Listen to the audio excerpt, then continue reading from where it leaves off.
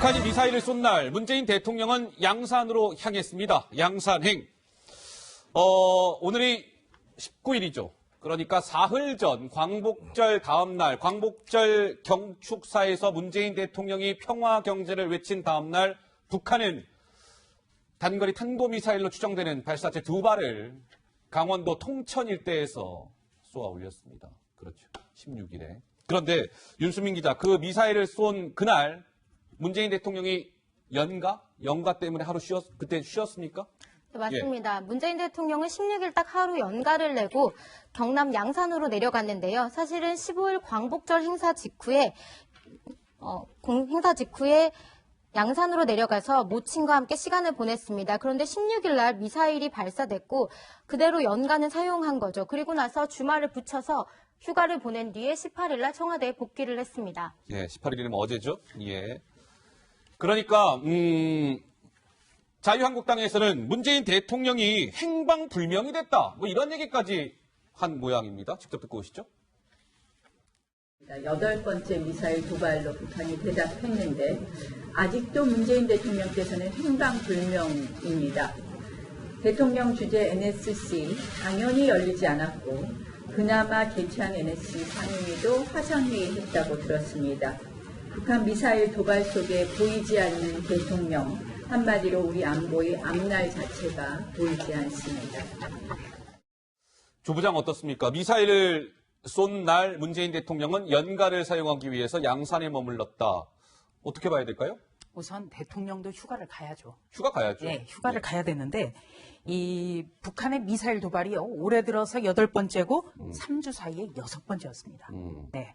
그런데 대통령이라든지 청와대가 이 부분에 대해서 북한의 도발이다 이렇게 규정한 적도 없고 대통령이 직접 NSC에 참석해서 회의를 주재한 일도 없어요. 그렇기 때문에 아마 보고를 받았다 하더라도 올라오거나 그러지 않았을 것 같아요. 저는 문제가 뭐냐면요.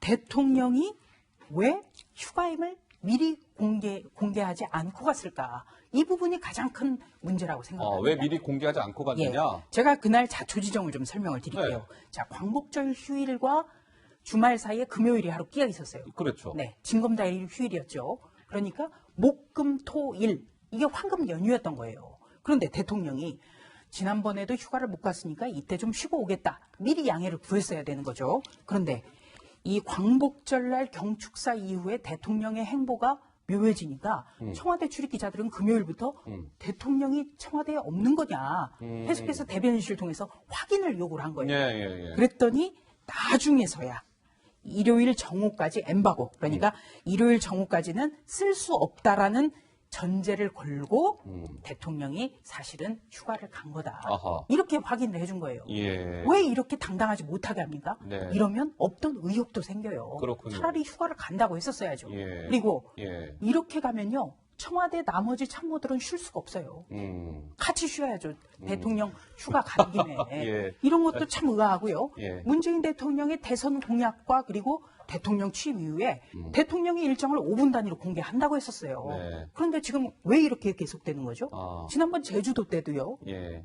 어느 음식점에서 대통령이 왔다 갔다고 SNS에 사진을 올리는 바람에 그 이후에 뒤늦게 확인을 해준 겁니다. 예. 왜 이를 이렇게 당당하지 못하고 없던 의혹도 있는 것처럼 만들 수 있는지 전 참 청와대가 이해가 되지 않습니다. 예. 자, 그런데 저희 윤수민 기자 미안해요. 제가 자꾸 자, 그런데 지금 문재인 대통령이 북한이 미사일을 쏜 날 이제 양산에서 연가를 사용했다는 건데 그 전날 북한이 미사일을 쏠 것 같다는 그 징후가 있다는 걸 문재인 대통령이 보고를 받았다면서요. 그렇습니까? 네, 그렇습니다. 예. 네, 우리군은 광복절 당일 도발에 대비해서 북한의 동향을 철저하게 감시하고 있었는데요. 12일 오전에 통천 일대에서 미사일 도발 징후가 확인이 됐습니다. 그래서 청와대에 이제 실제로 보고가 됐고요. 실제 발사를 강행할지 촉각을 곤두세우고 있었습니다. 네. 그리고 실제로 발사가 됐고요. 예. 알겠습니다. 그러니까 문재인 대통령이 어쨌든 미사일을 16일 날 광복절 다음 날 쏠 것 같다 이런 보고를 받았음에도 불구하고 실제로 쐈고 도발을 했고 근데 이제 연가를 사용했다 뭐 이런 얘기군요. 예, 정 의원님. 그러니까 15일 날 포착된 거 이전에 네. 이미 국정원에서 국회 정보위원회에 보고할 때 광복절 직후에 추가로 도발이 있을 것이다라는 보고를 했어요. 예. 저는 그렇다고 해서 대통령이 휴가를 못 갈 것은 아닌데 휴가를 간다고 분명히 얘기하고 현지에서 정확히 대통령한테 이렇게 보고를 드렸고 대통령의 이런 지시가 있었고 NSC는 이렇게 대응했다 예. 하면 문제가 없는 거예요. 근데 최근에 보면 북한에서 뭐 소대가리 운운하면서 별 말들을 다 하고 계속 도발을 하는데도 불구하고 제대로 대응을 안 하다가 결국은 전혀 숨길 이유도 없는 거를 숨기고 그러니까 이게 제대로 대응을 하는 건가? 어허.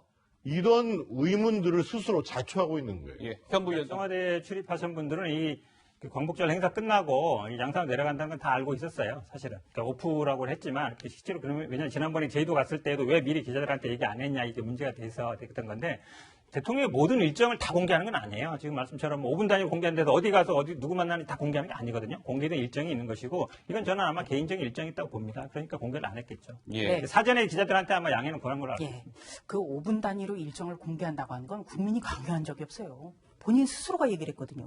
그럼 어느 정도 여기에 대해서 의혹이 없게끔 해줘야 되고요. 예. 그리고 또 한 가지는 광복절 경축사에서 대통령이 누누이 강조했던 거. 누구도 흔들 수 없는 나라를 만들겠다는 거였어요. 그런데 이렇게 북한이 계속해서 미사일 쐈는데도 NSC 주재 한 번 안 하면 흔들리는 거예요. 어허. 이거를 흔들리도록 방치하는 것. 아무나 흔들 수 있는 나라로 만들겠다. 이렇게밖에는 해석이 될 수 없기 때문에 문제가 큰 겁니다. 예. 자, 2016년 11월에 페이스북에 이런 글을 띄웠습니다. 상대방의 국가원수를 막말로 모욕하는 것은 국민 전체를 모욕하는 것과 같다. 예. 이거 띄운 분이요. 문재인 당시 야당 의원이었습니다. 아, 네. 예. 알겠습니다.